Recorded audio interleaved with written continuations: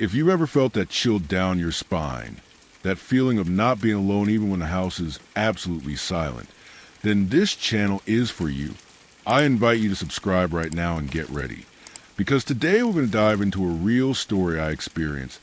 A tale that crossed a fine line between the explainable and the terrifying.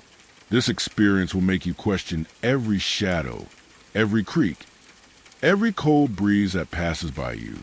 Because, believe me, fear lives next door, and sometimes it's closer than you think. The Lady of the Curve, my terrifying road encounter. I'm Marcos, and I've been a delivery driver for over 2 decades. I've driven on every road in Brazil, seen a bit of everything, but nothing compares to what happened to me on that Tuesday night in rural Minas Gerais. The rain was falling relentlessly, turning the asphalt into a dark mirror, and I felt the fatigue weighing on my shoulders. I had to complete my route, and every kilometer seemed like an eternity. My eyes, accustomed to darkness, scanned the road when, suddenly, a figure appeared on the roadside. It was a woman, dressed in a long white dress that seemed to almost glow in the darkness, or dark, with hair fluttering in the chilling wind of the storm. She stood there, motionless, under the torrential rain, on a dangerous curve where visibility was almost zero. Despite the initial fear that such an encounter, in such an isolated place, would naturally provoke, I felt an overwhelming urge to stop. I've always been a good-hearted man, one of those who doesn't turn their back on someone in trouble. Leaving someone there in that condition, in the middle of nowhere, was unthinkable for me. I braked sharply. The heavy truck skidded a bit on the wet asphalt, and I rolled down the window. "Miss, do you need help? Are you okay?" I asked, my voice a little muffled by surprise and concern. The woman didn't answer. She just slowly turned her face toward me, revealing a pale, distant countenance. There was no expression in her eyes, just a chilling void, an absence that made my blood run cold in my veins. I felt an intense shiver run down my spine, climbing from the base of my spine to the back of my neck. It was a different kind of shiver, not from the cold, but from primal terror. I blinked, perhaps try to shake off the unsettling image, and when I opened my eyes again, the passenger seat beside me was empty. The roadside was deserted. The woman had vanished. Only the monotonous sound of the rain hitting the truck's roof and the soft rumble of the engine broke the oppressive silence. A mistake? A hallucination caused by extreme fatigue? I tried to convince myself of that, but the sense of dread that had gripped me was undeniably real, heavy, almost palpable. Without a second thought, I sped up, pressing hard on the pedal, praying with all my faith that it had just been an isolated delusion and that I could leave that curve behind. Little did I know that the nightmare was just beginning, and that the experience on the curve was merely the prologue to something far more disturbing. A few kilometers ahead, as the adrenaline began to subside, the truck's radio, which was tuned to a news station, began to static strangely. The sound of the announcer's voice was slowly replaced by white noise, and amidst it, I heard it, an indistinct whisper, low, almost a lament, that seemed to come from inside the cab itself, not the radio. I frantically tried to tune to another station, turning the knob, but the sound persisted, low and disturbing, as if it were right there beside me. My heart began to pound in my chest, a drum of fear echoing in my ears. And then, out of the corner of my eye, I saw her, a whitish, translucent silhouette slowly materializing in the passenger seat. The same woman from the curve. Her dark hair, once flowing, now seemed motionless, and the paleness of her face was even more accentuated by the dim light of cab. An overwhelming panic seized my entire being. My hands sweated on the wheel, and I could barely breathe. I pressed even harder on the accelerator, pushing the truck to its limits, praying with all my faith that it was just a delusion, a fleeting vision caused by exhaustion. I spent the rest of the night driving nonstop, without looking to the side, until I managed to reach a busy gas station, where the lights and the presence of other people could dispel the terror I felt. There, while sipping a bitter coffee, my hands still trembling, I confided in other drivers who were also taking a break. To my surprise, they didn't laugh at my story, nor did they think I was crazy. On the contrary, their faces filled with a somber expression of recognition.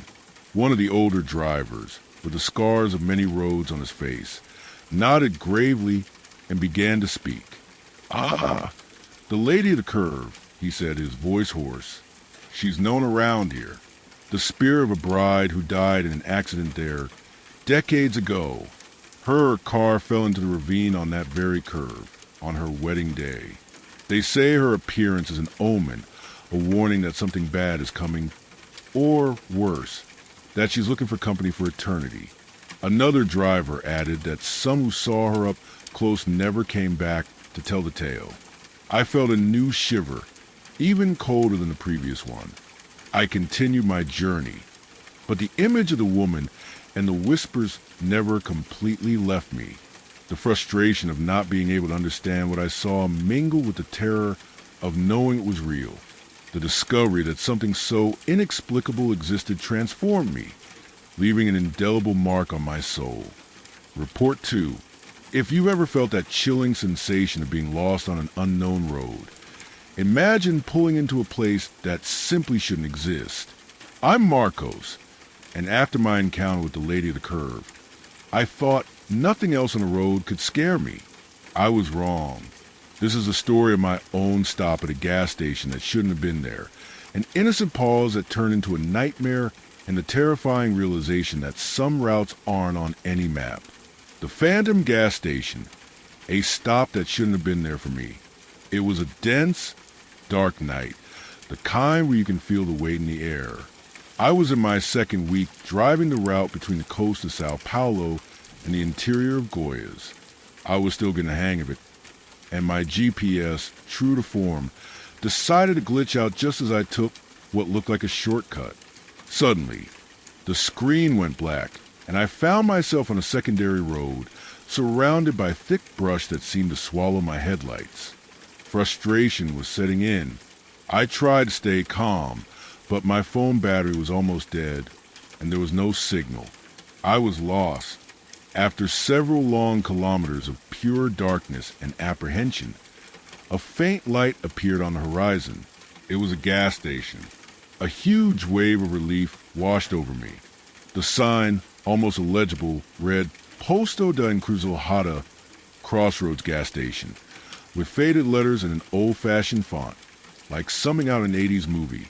The place looked deserted, but the lights were on, and the pumps, though rusty, seemed ready for use.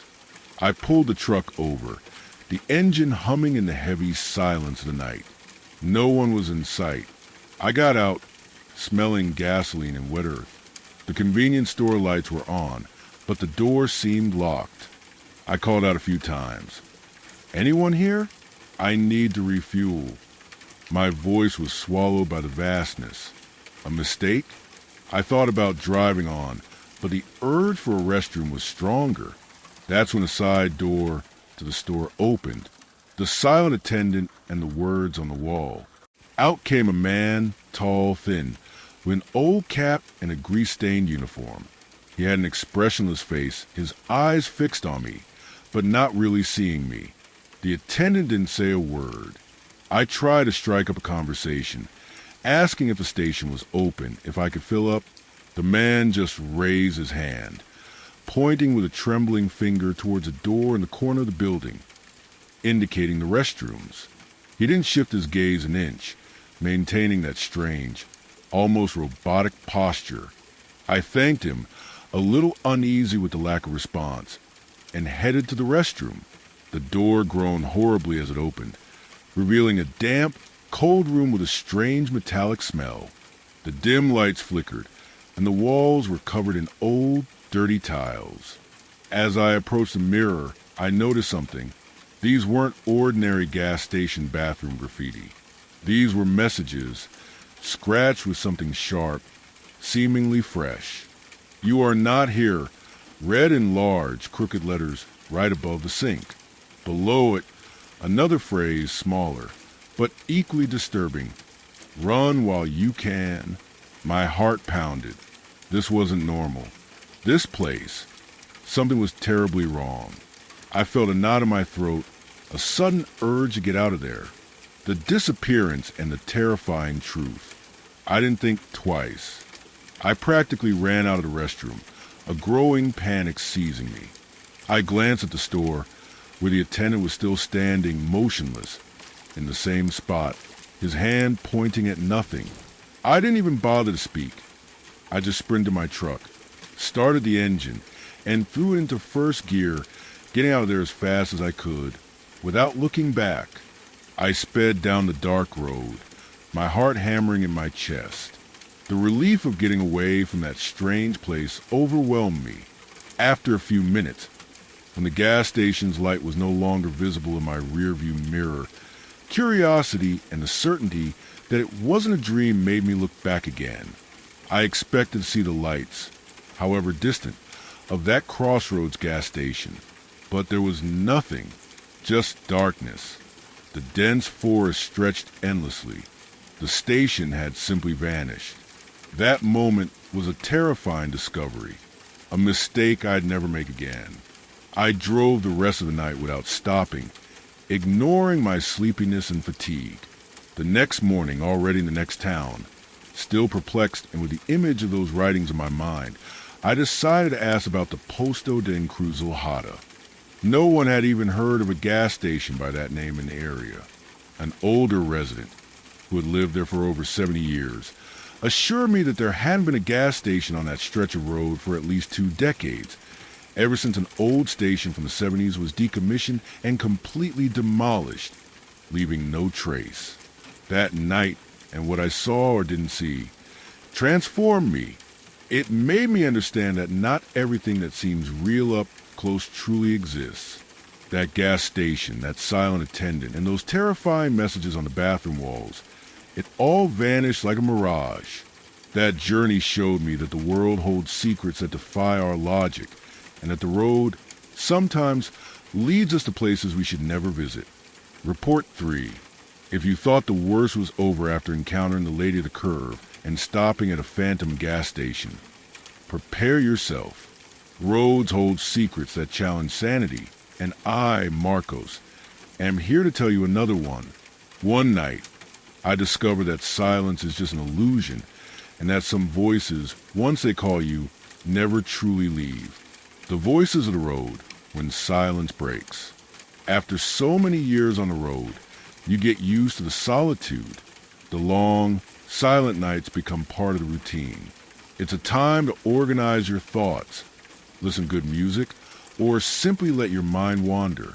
But there was one night on the BR 101 route when the silence broke in a way I'll never forget. I was coming from a heavy delivery in the south and heading back north. The road was deserted. The sky a starless black. My truck radio was my only companion, playing some random station. Suddenly, out of nowhere, it started to static. It wasn't a common signal failure. It was a different kind of static, almost a hum, as if it were tuning into something that shouldn't exist. I tried to change the station, but it kept snapping back to the same persistent static frequency. In the midst of that white noise, something began to form. A whisper. At first, I thought it was my mind playing tricks, fatigue getting the better of me. But then I heard it clearly. Marcos. My own name. The voice was low, drawn out, as if coming from somewhere very distant, but at the same time, strangely close. A chill went down my spine. No one knew I was there at that hour on that stretch of road. I tried to convince myself it was just a radio picking up interference or a prank from a colleague. But who would pull a trick like that in the middle of nowhere? I turned the radio off abruptly, my heart pounding. The silence returned, but it wasn't the same. It was a heavy, charged silence, as if the voices were still there, floating in the air of the cab. And they were. Even with the radio off, the whispers continued. clearer now, and it wasn't just my name. I heard other names I'd recognize. Clara, Joao, Pedro.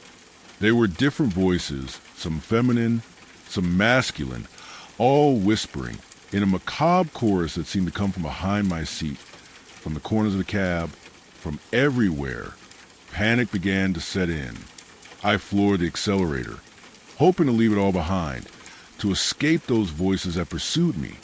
I frantically checked my mirrors, but there was nothing, just the darkness of the road. What was it? Ghosts? Hallucinations? I knew I was awake, that it wasn't a dream. The reality of the situation was what terrified me most. After a few minutes that felt like an eternity, I couldn't take it anymore. The voices were getting closer, clearer, seeming to envelop me. I needed to stop, breathe, try to understand what was happening.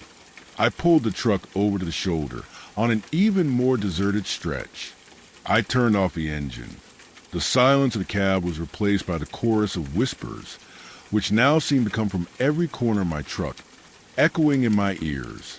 I looked desperately around, outside at the mirrors, inside the cab. I saw nothing. The shiver was constant. My eyes fell on the radio, which was off, its screen black and inert. And that's when I saw it, in the reflection of the dark glass of the turned-off radio.